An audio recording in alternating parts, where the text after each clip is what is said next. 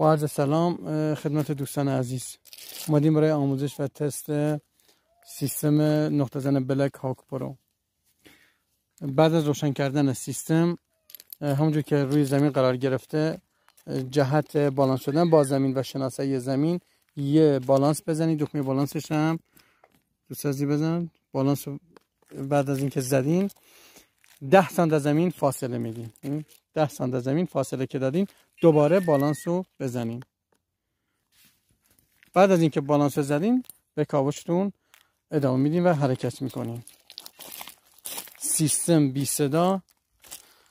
من فلز طلا رو میبرم در یه چاله که به 40 سانته تا نیم متر سیستم تست میشه. اینم صدای طلا.